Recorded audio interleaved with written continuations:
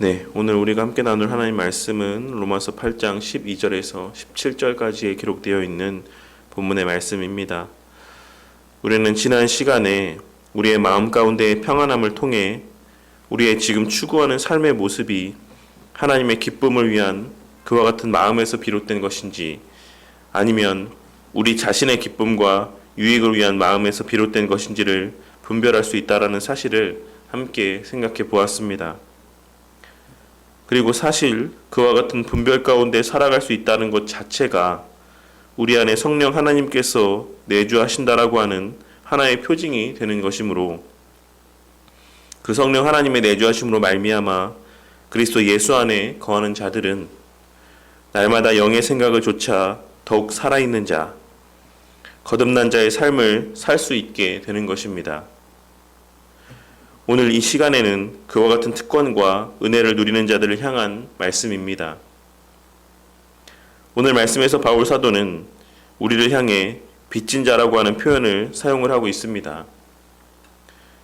우리에게 있어 빚은 어떤 의미로 여겨지는 대상입니까? 그것은 바로 우리가 마땅히 지불해야 함에도 불구하고 지불하지 않은 대가를 의미하는 것이라 할 수가 있습니다. 그러므로 바울 사도가 오늘 말씀에서 우리에게 빚진 자라고 표현을 하고 있는 것은 우리가 마땅히 지불해야지만 됐던 죄의 삭스로서의 죽음이라고 하는 대가를, 사망이라고 하는 형벌을 예수님께서 대신 지불해 주심으로 말미암아 이제 우리는 그 예수님께 대하여 그 빚에 대한 책임을 가지고 살아가는 자들이 되었다라는 사실을 말씀하고 있는 것입니다. 이는 하나님께서 우리를 향해 어떤 강제적인 권리를 행사하시겠다라고 하는 것에 초점을 맞춘 일방적인 선언의 말씀이 아닙니다. 이는 본성이 온전히 회복된 인간이라면 반드시 느끼고 인지할 수밖에 없는 그 은혜에 대한 반응을 말씀하고 있는 것이라 할 수 있는 것입니다.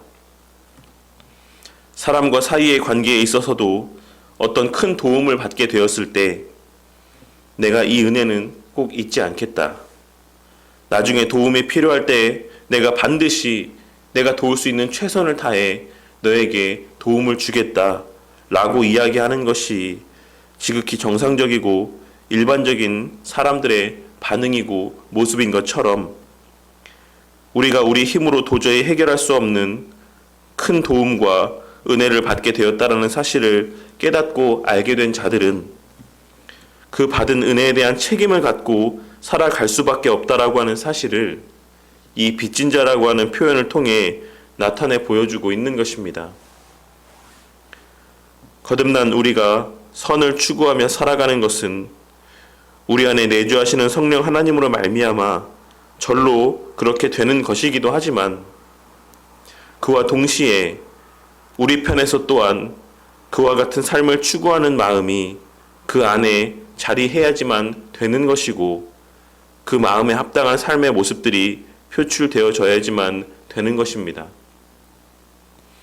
이는 성화를 일컬음에 있어서 100%의 하나님의 사역인 동시에 또한 100%의 인간의 사역이라 표현하는 것과 같은 맥락의 말씀이라 할 수가 있을 것입니다. 물론 이것이 구원에 있어서의 우리의 행위의 필요성을 반드시 이야기하는 것은 아니라고 할 수가 있습니다.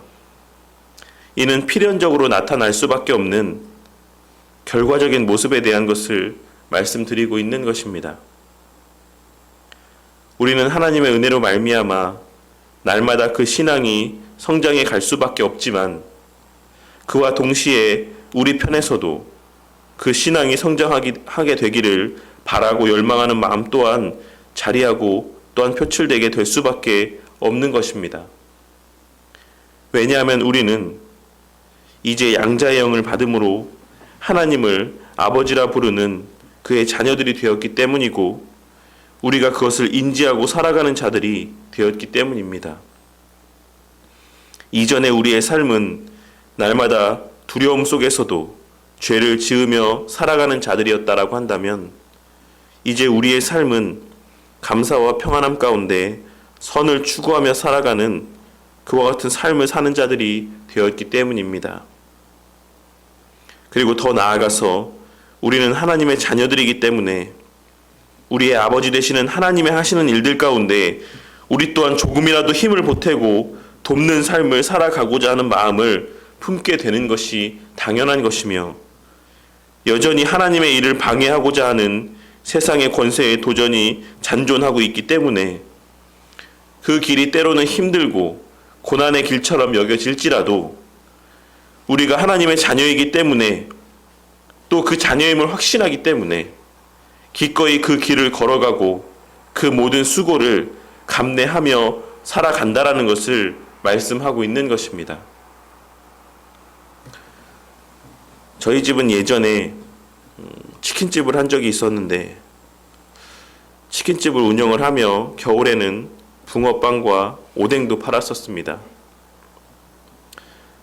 자녀에게 있어서 부모님이 붕어빵과 오뎅을 판다라는 것은 때로는 부끄럽게 여겨지는 일이기도 하지만, 저의 경우에는 제가 어느 정도 나이가 들고 나서 부모님께서 장사를 하신 것이었기 때문에 그것이 부끄럽고 힘든 일이라는 생각을 하기보다는 부모님께서 그 일을 연로하신 가운데 하신다는 것이 더 마음이 많이 쓰였습니다.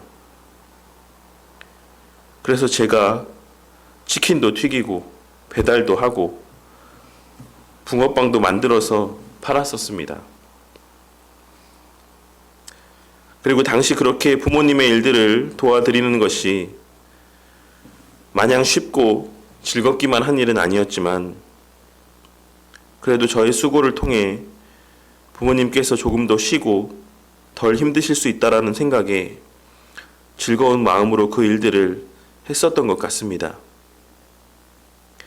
그리고 지금 제가 교회를 다니게 된 것도, 저의 얼굴 가운데 이렇게 큰 상처가 나게 된 것도 다 그 시절에 있었던 일들이었습니다. 자녀가 자신이 부모님을 진정 사랑하고 또한 부모님께서 나에게 베풀어 주신 사랑을 안다라고 하면 자기가 도울 수 있는 부분이 있음에도 불구하고 그 부모님께서 고생하시는 것을 보며 가만히 있을 수 있는, 가만히 앉아만 있을 수 있는 자녀들은 아마 없을 것이다라고 생각을 합니다. 그 일을 통해 어떤 영광을 누리고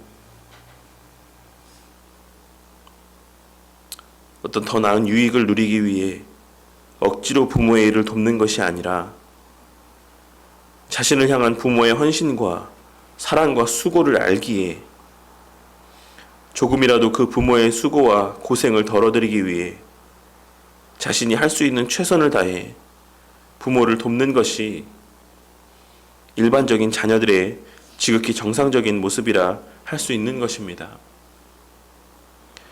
오늘 말씀도 그와 같은 맥락에서의 말씀이라 할 수가 있을 것입니다.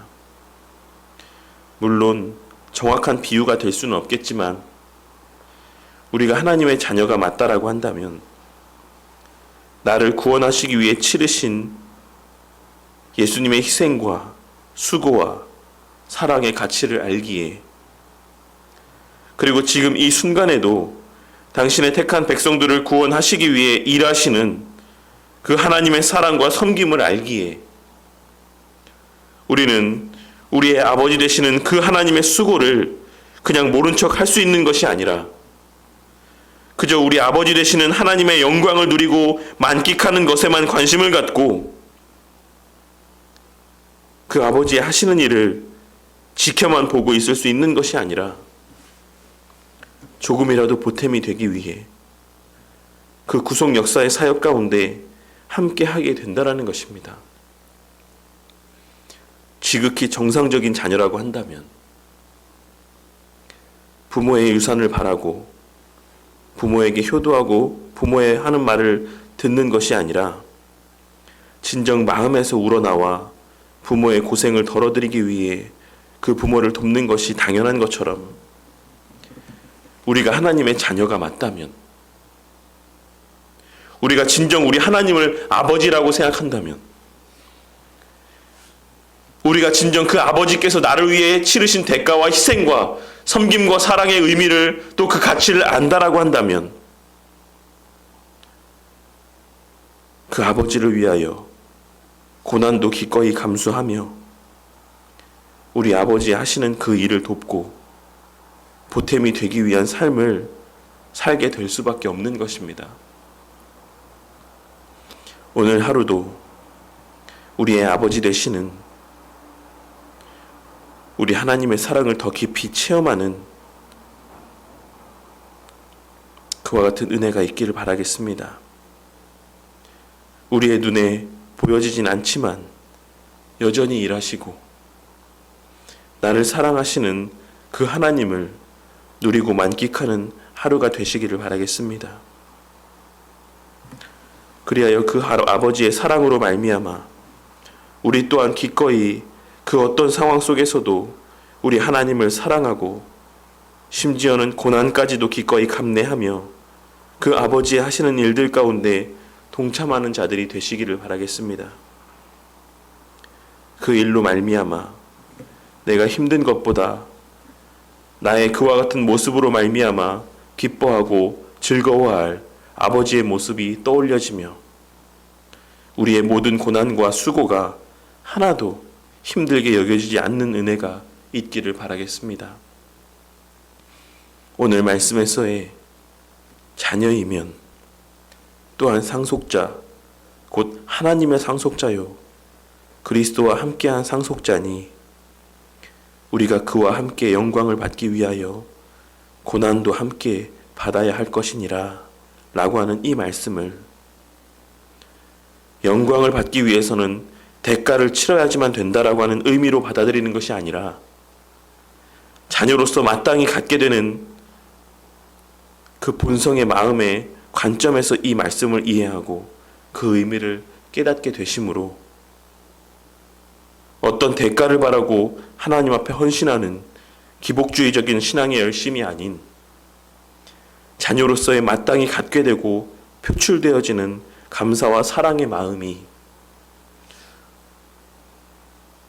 오늘 한날 우리의 모든 수고와 헌신의 삶의 원동력이 되고 그 이유가 되시기를 주님의 이름으로 간절히 축원합니다.